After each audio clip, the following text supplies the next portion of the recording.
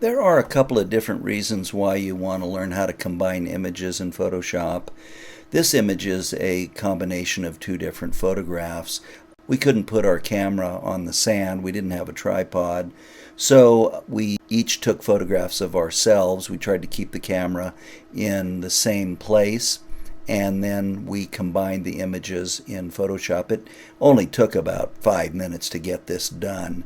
It's a very, very good technique for a lot of different reasons. Let me just show you how I did it, and then I can tell you why you would want to use this technique. Well, first of all, it starts out with a photograph of just me. You can see I put a little carry bag next to where I want Lauren to sit in the next shot. So she took this shot, and then I took this shot. All right, so there's a couple of things we have to do.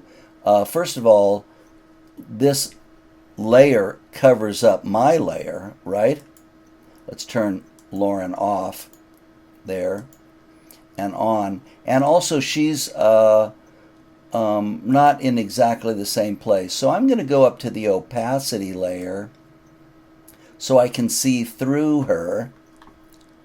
And this is something great about layers, is that you can turn the opacity up and down so you can see through layers that are on the top. The camera didn't move much, and I am able to justify this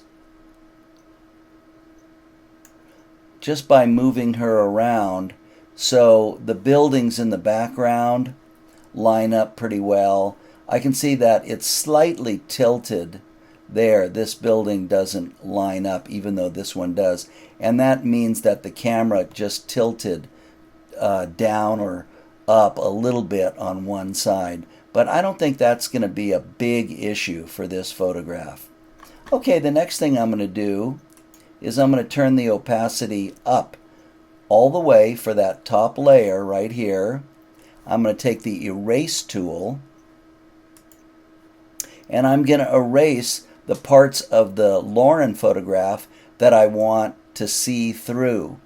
Now, you can do erasing 100% erasing like that. That's with that opacity at 100%. I'm going to undo the eraser. Or you can kind of sneak up on it and do a little bit at a time. So sometimes I like to do a little bit at a time first, because I'm going to be going around her.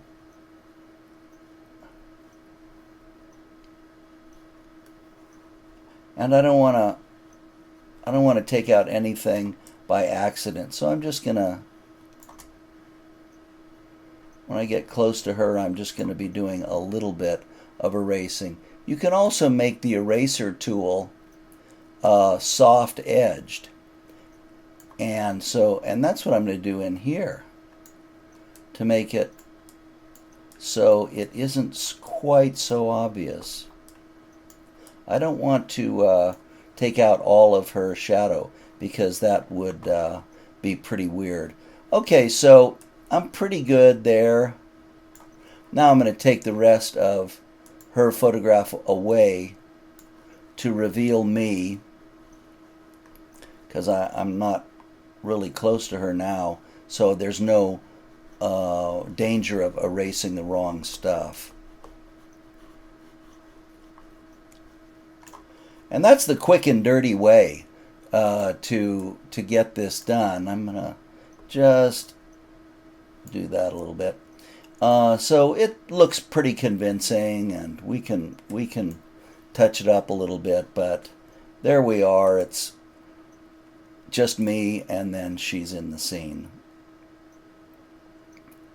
What we would do to save this is we would make sure we're clicking on the top layer, and then we would do a save as, and we're going to do J and L Beach Composite, and we're going to save it as a JPEG.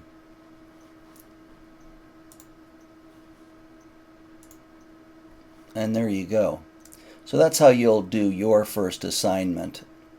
You'll keep the camera in the exact same place, and you'll have different people in these different shots. Oh, I realize up there I still have a double image. I don't want that. Let's get rid of that. There we go. I think we're done.